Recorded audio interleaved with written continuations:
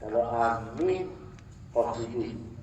Kalau memang tujuannya kalau boleh amin salah. Karena artinya bukan dikabulkan. Kalau amin artinya suatu positif. Amin yang itu salah. Tapi kalau amin kabulkanlah wa man wafaqa kami mudahnya malaikat Allahu dengan siapa orang selaras berbarengan aminnya imam dengan makmum mengutamakan sholat berjamaah serempak mereka ucapkan amin maka yang sholat itu semuanya diampuni dosanya. Amin. Saudara hadirin yang dirahmati oleh Allah, berkata mu'alif dalam kitabnya semoga Allah merahmati kita dengan barokahnya. Amin. Ini pembahasan bagian akhir di dalam keutamaan orang fakir dan kefakiran, yaitu diantaranya ditutup dengan kisah yang diceritakan oleh Imam Al-Qushairi. Imam Qushairi ini sering kita dengar, namanya Abdul Karim bin Hawazin Al-Qushairi An-Naisaburi Asy-Syafi'i, seorang imam alimun wa imamun fi asri at-tadbir, seorang tokoh yang paling ditokohkan di eranya, di zamannya, penasehat ulung, penceramah paling top di zamannya. Namanya Abdul Karim bin Hawazin Al-Qushairi An-Naisaburi. Al-Qushairi nisbah kepada sukunya, An-Naisaburi nisbah ke kampung halamannya, yaitu kota Naisabur yang ada di Khurasan, bagian ujung daripada Iran, yang era itu masa kejuang Islam paling banyak ulamanya. Asy-Syafi'i mazhabnya Syafi'i, wafat tahun 465 Hijriah. Karyanya banyak, hampir 30 kitab karangan Imam Abdul Karim bin Hawazin Al-Qushairi yang banyak beredar dan dibaca di negeri kita ini, bahkan dijadikan salah satu kitab rujuk ilmu tasawuf, kitab karangan beliau Risalah Al-Qushairi. Semoga Allah merahmatinya dan kita berkat barakahnya. Amin. Beliau cerita, kalau ambak ini ada salah seorang rajul soleh, ada orang soleh alim di zamannya mimpi, yaitu dia melihat seakan-akan kiamat sudah terjadi. Lalu di situ diperintahkan masukkan seorang yang bernama Muhammad Malik bin Dinar dan Muhammad bin Wasid, dua orang ini masuk ke dalam surga. Lalu orang alim yang soleh tadi bermimpi lihat dua orang ini diperintah masuk surga. Dia lihat ternyata yang lebih dahulu masuk yaitu Muhammad bin Wasid, baru setelah itu Malik bin Dinar. Maka aku bertanya, kenapa nih Muhammad bin Wasid lebih dahulu masuk surga, setelah itu baru Malik bin Dinar? Ternyata alasannya sangat mudah, alasannya sangat ringan. Muhammad bin Wasid lebih fakir, dia punya satu baju. Kalau Malik bin Dinar agak kayaan dikit, punya dua gamis. Hanya itu tolak ukur. Sebenarnya bukan hanya sekedar kisah gara-gara gamis, yang satu punya dua, satu punya satu, itu menjadi tolak ukur masuk ke dalam surga. Namun karena pembahasan kita tentang kefakiran, makanya ini jadi tolak ukur. Bagaimana yang pernah kita dengar dari guru-guru kita, antara Imam Ibnu Hajar dan Imam Rabi yang keduanya bermazhab Syafi'i, bila mana ada pertimbangan suatu pendapat, mana yang lebih didahulukan, pendapat Imam Ibnu Hajar atau Imam Rabi, ulama kita itu lebih mendahulukan pandangan Imam Ibnu Hajar. Kenapa? Karena Imam Ibnu Hajar lebih, maksudnya jauh daripada Imam Rabi dari segi harta.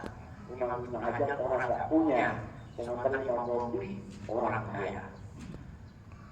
Dalam kisah ini dikatakan Imam Muhammad bin Wasil punya satu baju. Ya, kita kalau ukur dengan keadaan kita, Masya Allah, ya, sangat jauh. Mereka dengan kondisi yang sangat sederhana, tapi ya, disitulah dia mendapatkan keutamaan luar biasa. Siapa itu Muhammad bin Wasil? Imam Muhammad bin Wasil ini seorang tabi'in. Ngajinya kepada Imam Anas bin Malik sahabat Nabi, ngaji kepada Imam Ali bin Abi Thalib, mengaji kepada beberapa sahabat Nabi, bahkan juga kepada tabi'in yang terkemuka juga Imam Hasan Basri. Ini Imam Muhammad bin Wasil Rabban, pendidik ulum, lagi zahid, zuhud, gak mau kemewahan dunia juga, menjauh dari pemerintahan, bahkan ketika dituntut diminta oleh pemerintah untuk menjadi gozli, Muhammad bin Wasil ini tolak mentah-mentah.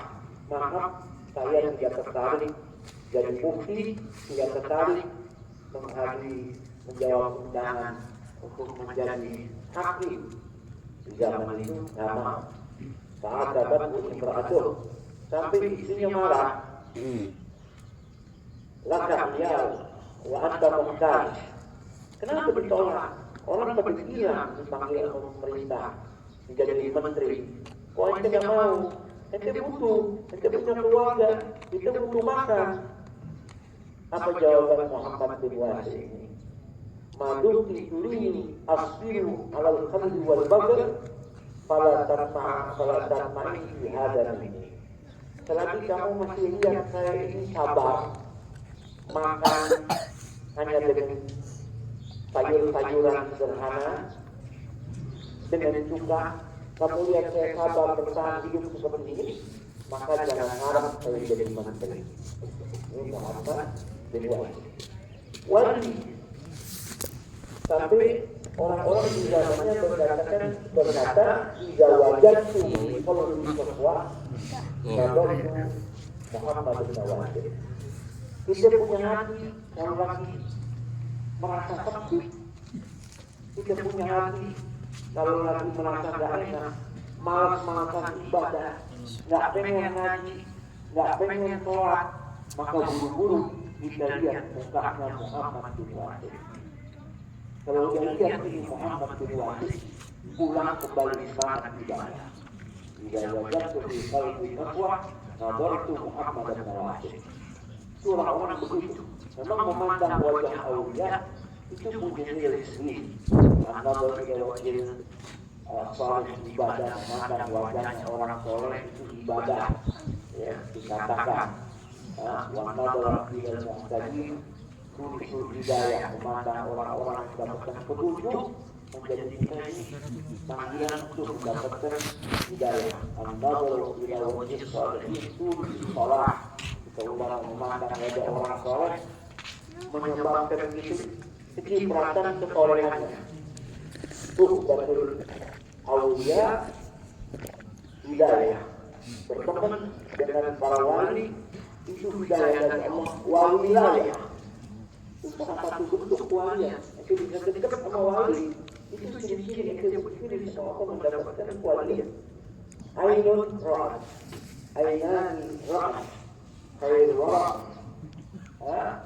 tasyafa'a. Kalau kama dikatakan kenapa kok itu lihatin muka guru terus? Ya, muka gurunya jadi begitulah para sahabat melihat Rasulullah. Allahumma salli alaihi. Ainul ra'at, mata kita memandang mata. Ainul ra'at, mata guru itu memandang mata gurunya lagi. Sampai pada sahabat yang memandang khairul wara, manusia terbaik bagi Rasulullah. Wasbir nafsaka ma'alladzina yad'una biladil ashir yuriduna wajha wala ta'du aynaka an yudrikul hadinya. Dalam Quran disebut sabarlah, itu dulu sama orang alim, sama orang soleh, sabar, jangan buru-buru. Karena hanya menginginkan keindahan dunia, sabar.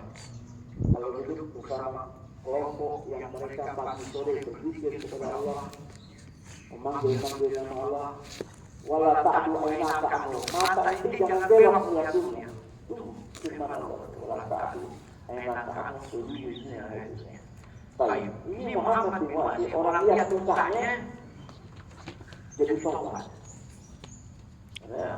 Jika ru'u dia masih wali Tuhan, kalau lihat mukanya bikin kita ingat kepada Allah. Kenapa dia panjang foto wali? Iya, karena beda. Melihat muka orang wali ini yang melihat muka itu beda. Makanya panjang foto wali. Ini dalil bagi Anda supaya Anda memotivasi ibadah, bertahajud. Beda sama panjang foto itu kayaknya bawahnya lapar mulu. Itu ya. Ini Muhammad bin Wahdi di antara ucapan beliau hingga apa itu? Ta'ala kalbu ma'allah, karena Allah ilaihi fi qulubil mu'minin. Kalau orang hatinya tidak akbal al-abdu ila Allah, akbal Allah ilaihi fi qulubil mu'minin. Seorang itu kalau hatinya selalu bersama Allah, maka Allah tunjukkan hati manusia pada cinta sama dia. Kenapa orang pada cinta sama orang alim ini wali?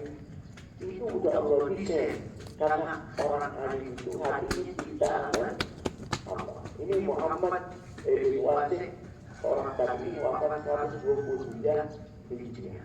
Satu zaman sama beliau, yaitu Imam Malik bin Dinar. Kalau Muhammad bin Wahdi sampai wafat di Basra. Kalau Malik bin Dinar di India pada akhir hayatnya kuburan di India. Ini dua-duanya orang hebat, hidup satu zaman. Keduanya juga ngaji sama sahabat. Kalau Imam Muhammad bin Wahdi 120 Hijriah, kalau Malik bin Dinar 129 atau 130 Hijriah. Dua-duanya orang terbaik di zamannya. Muhammad bin Wahdi, kalau ada orang dari luar kampung datang ke Basra, dia man afdalu ahli Basra, siapa di kota Basra orang terbaik? Fakila Muhammad bin Wahdi, maka dikatakan orang terbaik di kota ini adalah Muhammad bin Wahdi. Malik bin Dinar juga begitu, orang alim, bahkan alamun tadi, dikatakan paling alimnya tadi Malik bin Dinar. Hanya beliau melanjutkan dakwahnya ke India. Ini Malik bin Dinar banyak nasihatnya kalau kita buka kitab ucapan-ucapan beliau itu, ya, mudah kita mendapati. Yang antara ucapannya terkumpul dari ini, la tansabih minhu khairan fajtanibuhu. Kullu jalisi, ente kumpul sama siapa aja, la tansabih minhu khairan, ente nggak dapat kebaikan dari dia. Fajtanibuhu, ente jauhi, jangan jadi dia teman duduk. Ada lagi ucapan beliau, ya al-abdu ta'allama al-ilma ya'amala bihi kafirah. Orang kalau ngaji, apa yang dia pelajari, apa yang dia dengar, dia amalin, ilmu banyak. Dia jadi alim. Dia belajar bab Tuhan, yang dia amalin, dia alim. Dia belajar tentang bagaimana menjaga, dia alim. Wa ta'allama al-ilm, idza ta'allama al-ilma laisa lil-amali zada fakhra. Tapi kalau orang ngaji, hatam kitab demi kitab, emang nggak diamalin, bukan bertambah ilmunya. Bangganya, sombongnya tambah tinggi. Kitab itu ada haram. Lu amalin kagak? Kagak. Itu perkataan Imam Malik bin. Ada lagi ucapan beliau yang populer di dalam wajahkan. Dui kodifika kosawatan. Wahautan di badanik, wahirman di rizki, fa'alam annaka tatallaqta bimana. Kalau ente merasa hati itu gelisah, badan ente malas ibadah, rizki ente seret, sadari kalau anda baru saja berkata-kata dengan perkataan yang tidak ada manfaat. Boleh jadi habis gibahin orang, boleh jadi tapi berkata perkataan yang tidak ada manfaat, akhirnya seperti itu. Semoga Allah memberi kita mendapatkan barokahnya. Amin. Kedua imam, yaitu Imam Muhammad bin Wasil dan Khalid bin Dinar.